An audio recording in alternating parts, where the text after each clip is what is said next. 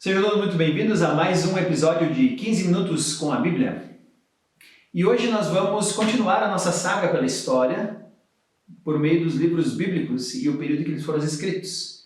No último episódio nós terminamos a cronologia do período interbíblico e entendemos então o porquê que o Antigo Testamento termina com a Pérsia no poder e o Novo Testamento vai começar com o Império Romano. Quais foram as transformações políticas e sociais que aconteceram na Palestina? Nós não podemos ainda chamar de Palestina nesse período, mas na região de Jerusalém, em todo o período que termina o Antigo Testamento e começa o Novo Testamento. Hoje nós vamos falar um pouquinho então de como foi a história daquela região, principalmente ali da Judéia, Samaria, no período do Novo Testamento. O que aconteceu, quem governava e mais ou menos quando começaram a ser escritos os livros que nós chamamos então de livros canônicos do Novo Testamento. Então nós paramos com os romanos governando sobre a região de Jerusalém e da Judéia, e nesse período os romanos haviam colocado Herodes, chamado de Herodes o Grande. Herodes, ele governou naquela região da Judéia do ano 37 a.C. até 4 a.C. Então isso já nos leva a algumas informações interessantes. Por exemplo, se Jesus nasceu debaixo da autoridade de Herodes, e é isso uma verdade, então Jesus Cristo não nasceu no ano que nós convencionalmente chamamos de ano zero. Jesus nasceu antes de Cristo. Então nós podemos colocar com bastante segurança que Jesus nasceu mais ou menos entre 8 e 7 a.C. Porque o governo de Herodes termina no ano 4 a.C., que é quando ele morre, e Herodes ainda teve tempo de receber os magos do Oriente, que esse também às vezes é um erro comum, mas nós vamos falar isso mais adiante quando falarmos da história de Cristo. Nós falamos os 3 reis magos. Se você olhar o texto bíblico, nunca diz que são 3, apenas diz que são 3 presentes, mas não diz que são 3 magos, e também não diz que eram reis. Nós, convencionalmente, muito tempo depois, foram chamados de reis. E a tradição até deu 3 nomes para essas figuras, mas esses nomes também não são corretos. Mas a gente não vai discutir isso hoje. Então Herodes, ele estava governando na Judéia no período em que Jesus nasce. Ele recebe os magos, que chegam de 6 meses a 1 ano depois do nascimento de Cristo.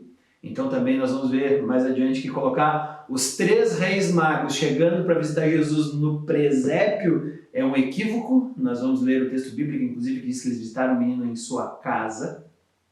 Então ele teve tempo para esperar os magos voltar até ele e não voltaram. E aí então ele manda matar as crianças na vila de Belém.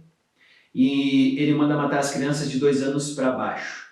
Isso prova, então, que os magos demoraram um tempo para chegar até Jesus e um tempo para não retornarem até Herodes, e ele resolve, então, fazer um período de tempo em que ele não erraria a margem de nascimento e idade da criança, que seria o suposto rei dos judeus, que era com isso que ele estava comendo. Então, o período inicial da vida de Cristo, ele, se você vai lembrar, eles se mudam para o Egito para escapar da perseguição a Belém. Quando Maria e José retornam para a região da Judéia, eles preferem não se estabelecer ali. Por quê? Porque nesse período de tempo foi Arquelau, que era filho de Herodes, que estava governando a Judéia depois da morte de seu pai. César Augusto, aquele que pediu o censo, ainda era o imperador, mas como Herodes havia morrido, sobrou Herodes Arquelau, o filho de Herodes o Grande. Só que Arquelau era um governante muito duro, um governante muito perseguidor. Então, com medo de ficar sob a autoridade de Arquelau, José, Maria e o menino, depois de voltarem do Egito, se deslocam para a região de Nazaré. Isso é muito interessante porque Jesus... havia uma profecia que o Messias seria chamado de Nazareno. Então é por isso que ele, então, depois de se estabelecer, começa seu ministério naquela região. O tempo vai passando e muda o Império Romano a sua tática de governo na Judéia e eles colocam prefeitos romanos. Então, durante todo o período de crescimento de Jesus e ministério de Jesus, o ministério de Jesus termina com o Império de Tibério César. E ele havia estabelecido uma nova forma de governo na Palestina. Ele colocou agora prefeitos romanos para governar a cidade de Jerusalém. É essa figura, então, de prefeitos romanos que nós temos Pôncio Pilatos. Ele governou como prefeito romano, Pôncio Pilatos, ali em Jerusalém, de 26 a 36. É por isso que durante todo o ministério de Jesus acontece debaixo da autoridade de Tibério, e não mais de Augusto, onde ele nasceu, mas quando Jesus é apresentado para ser crucificado, ele é apresentado a Pôncio Pilatos, que era o prefeito romano que estava governando Jerusalém, até porque os judeus não poderiam crucificar uma pessoa sem a autorização do prefeito romano. E é por isso então que Jesus é entregue a Pôncio Pilatos. A morte de Jesus acontece mais ou menos no ano 33 depois de Cristo. Então, por isso que é um equívoco nós dizemos que Jesus morreu com 33 anos, como convencionalmente se chama. Porque se ele nasceu de 7 a 8 a.C., mais 33, nós podemos dizer que Jesus morreu perto de uns 40 anos, e não com os 33 anos como se imagina. Porque antes se imaginava que ele havia nascido no ano 0 e morrido no ano 33. Mas nós entendemos que foi um erro de cálculo. Jesus nasceu antes do estipulado ano 0 e vai até mais ou menos o ano 33. Então isso nos leva a Jesus com 39 a 40 anos na época em que ele veio a falecer. Depois disso, então, começam a surgir a igreja, porque Atos capítulo 1, versículo 8, nos diz que quando Jesus foi assunto ao céu, Jesus agora deixou uma missão para a sua igreja. Então, depois da morte de Cristo, nasce a igreja.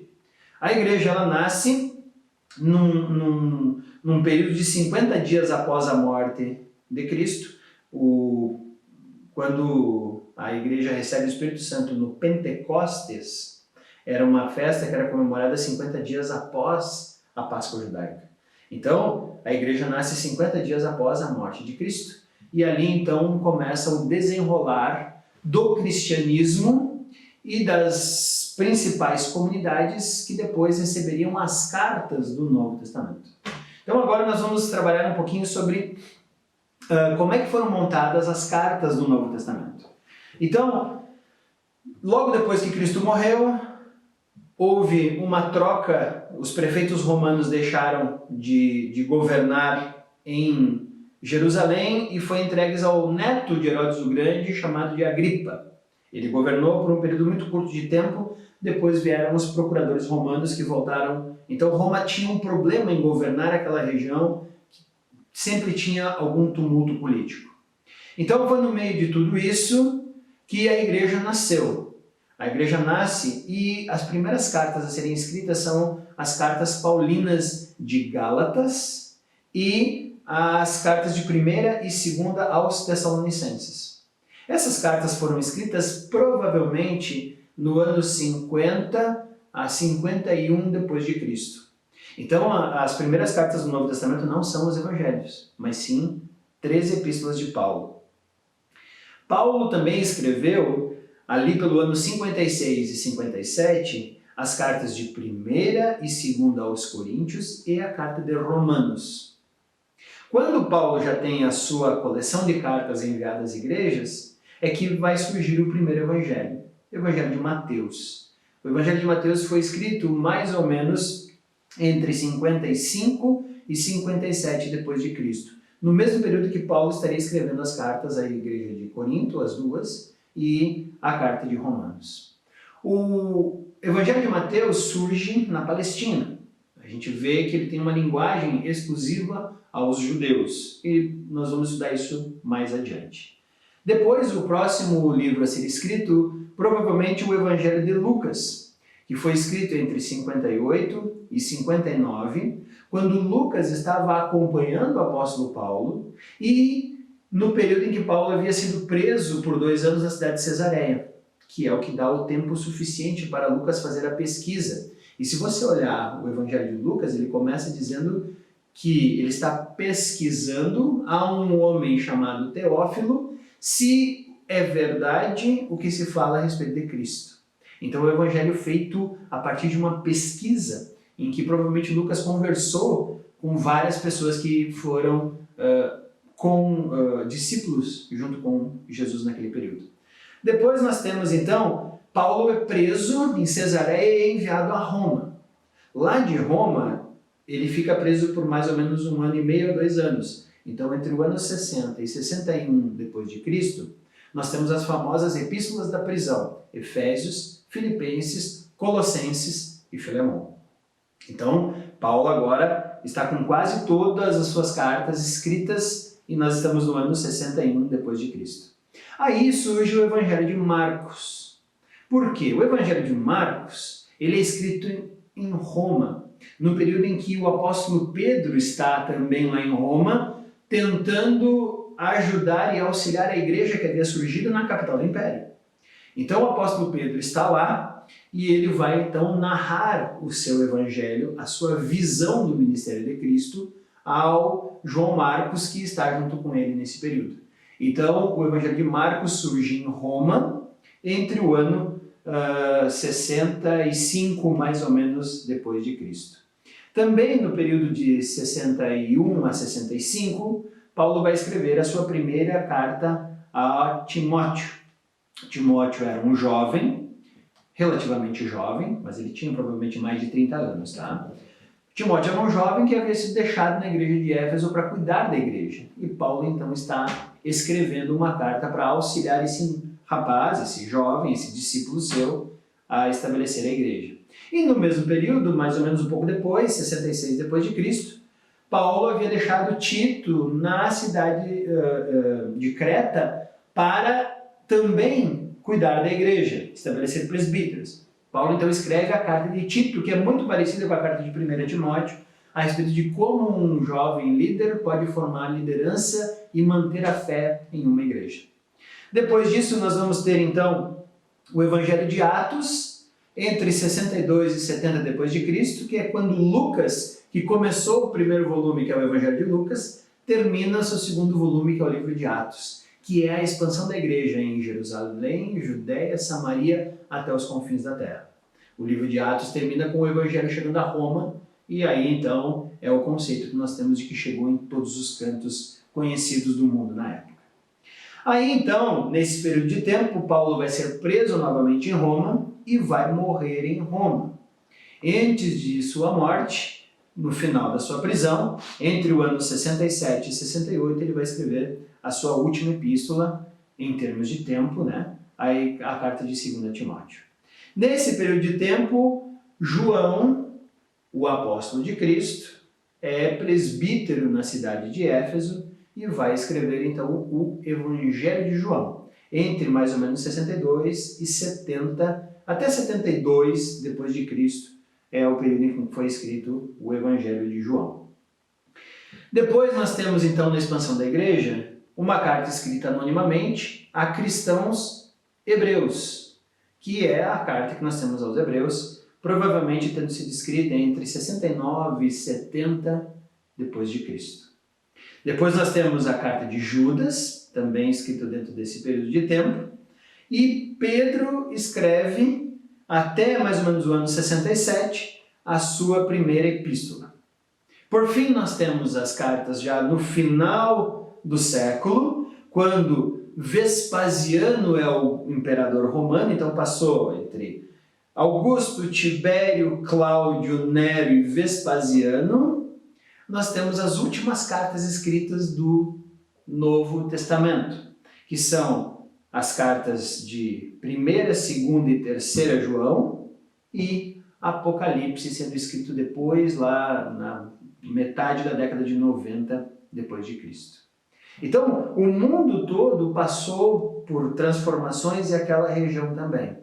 Mas, dentro do período de tempo entre César Augusto e Domiciano como imperador romano, foram escritas as cartas que nós temos, então, os 27 livros que compõem o nosso Novo Testamento. Começando com alguns escritos paulinos, os evangelhos, as epístolas gerais. E no próximo 15 minutos com a Bíblia, nós vamos entender mais especificamente como é que essas cartas foram aceitas pela igreja, como é que foi o processo de eleição para que elas fizessem parte disso que nós chamamos de Novo Testamento, e como foi que a igreja agora passa a se basear, então, por meio dessas cartas, como palavra de Deus inspirada, e aí nós vamos ter todo o desenvolvimento da igreja, e aí já estamos em 2000 anos, em que esse Novo Testamento rege a vida de todos aqueles que se dizem discípulos de Cristo. Então, nos vemos no próximo capítulo de 15 minutos com a Bíblia. Até mais!